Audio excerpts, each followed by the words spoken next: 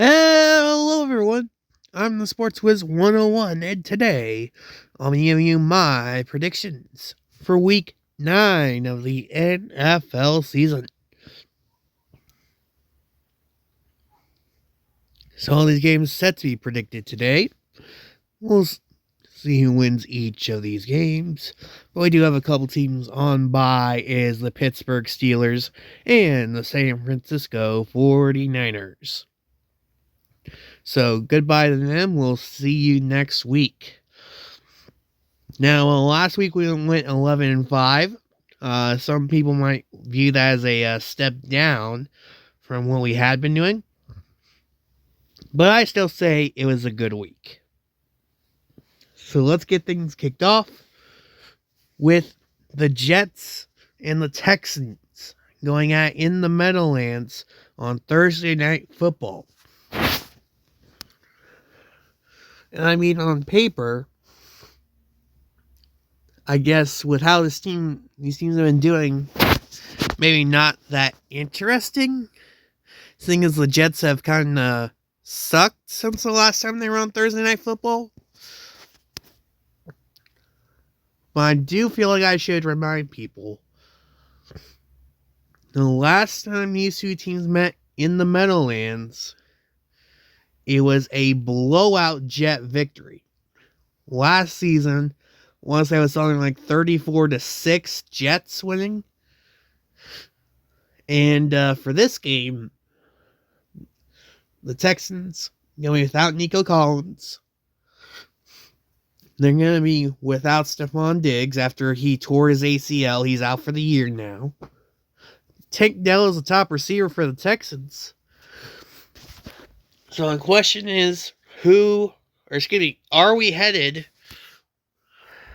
to a similar result to that game from last season? And I say no. I'm taking the Texans to win this game. And I think it's in part because of an upgrade in the run game compared to that last time. Couple that with the Jets defense, who apparently can't stop the run. I like the Texans to get things going. Might be a bit closer than maybe some people might say, but technically this would be the upset pick in this matchup. Speaking of upsets, while most people aren't going to care about this game, I'm going to call it my upset of the week. I'm taking New England. And this is based mostly on an assumption that we could see Drake May.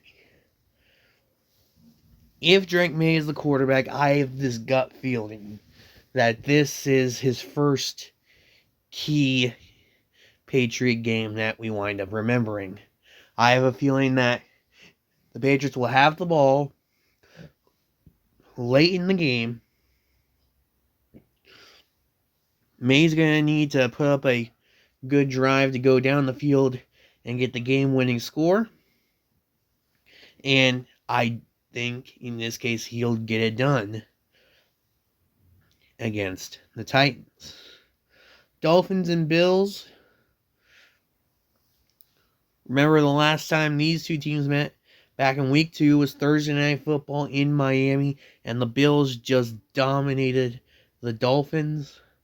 I'm not sure that if you're Buffalo, much has changed to the point where you could expect this game to go any differently. I'm taking Buffalo. Raiders and Bengals. Now, these are two teams that are, you could say, having disappointing seasons to this point. And I'm taking the team I think that is more likely to turn it around, and it's the Bengals. I'm taking Cincinnati to beat the Raiders, a Raiders team that historically doesn't do that well on the eastern side of the United States. They typically don't do well over in that area of the country. You look at the Bengals, what's their biggest weakness?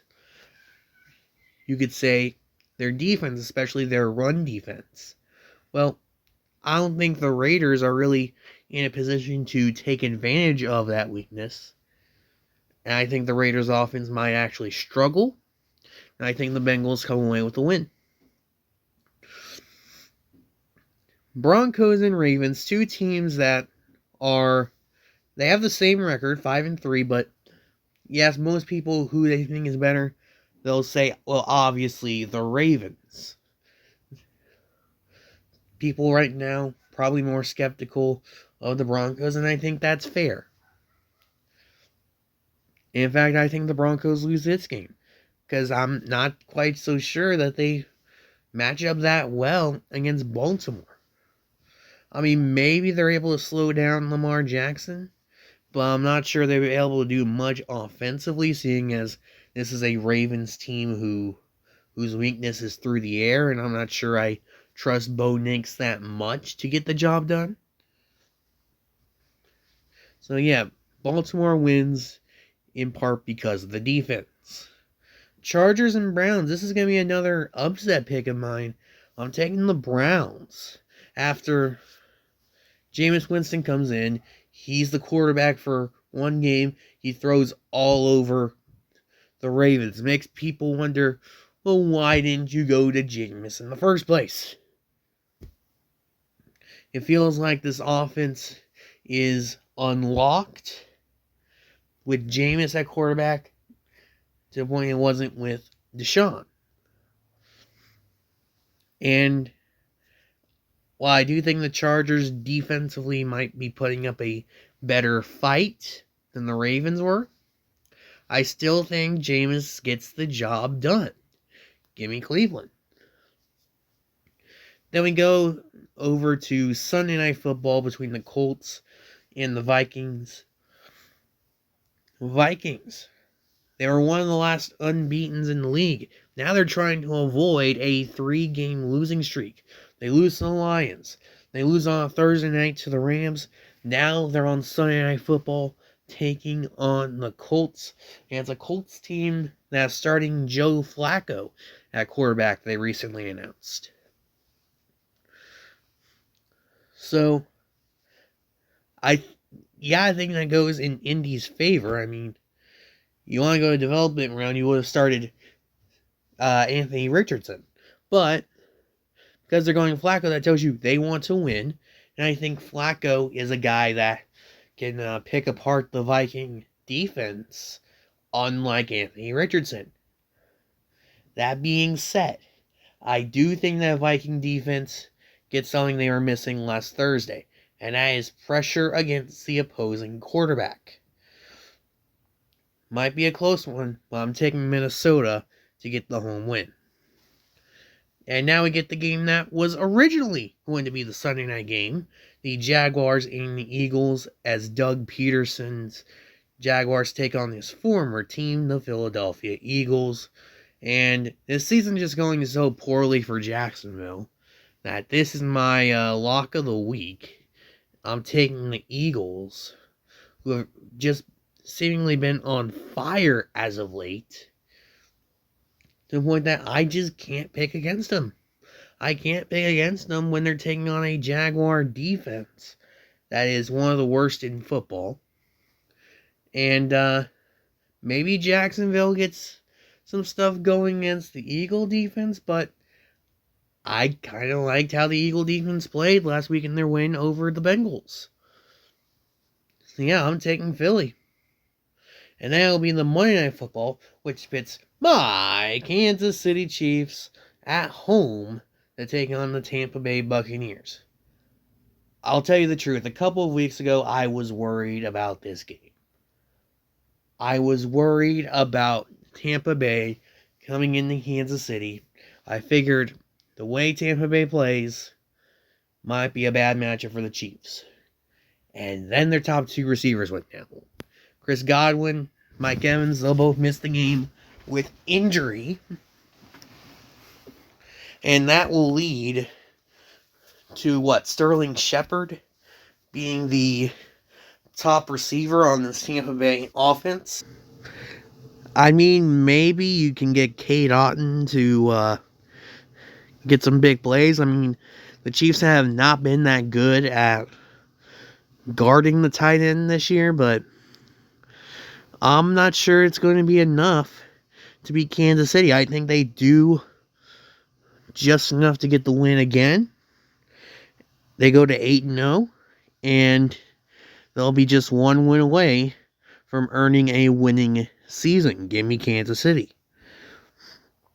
Then we look at the NFC matchups.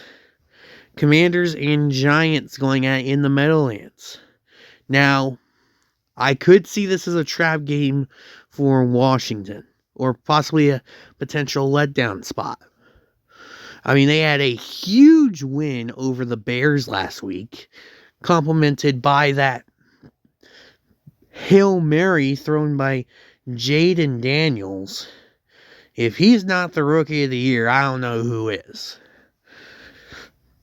That being said, they're taking on a Giants team that came real close to beating them the first time they met. In fact, they kept the Commanders out of the end zone that game. The Commanders had to settle for field goal after field goal after field goal, and they still found a way to win. The difference in that game was the Commanders had a kicker. The Giants, after an injury, did not. That being said, I do think the difference here will be the offense this time, and I will take the better offense, and that belongs to Washington. Next up is the Cowboys and the Falcons going at it in Atlanta. I like Dallas, call it a gut feeling, but I think Dak Prescott gets back on track here against the Falcons. I mean, granted, this is a Falcon defense that'll make you earn everything, and the Cowboys have been a bit impatient to me, like a we need to score now type of team.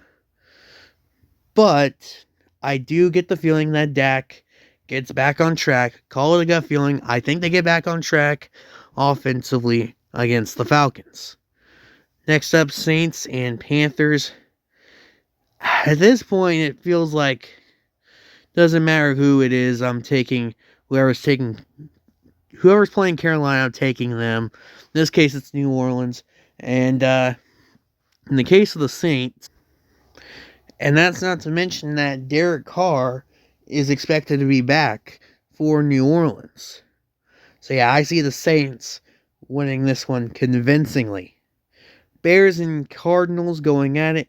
I think Chicago gets this one. This one also a bit of an upset pick, but I just feel like Chicago, they'll have some success against the Cardinal defense.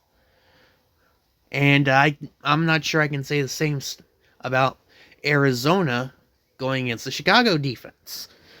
That Chicago defense is good, so I guess what I'm saying is I'm taking the better defense, and that happens to belong to the Bears. Give me Chicago.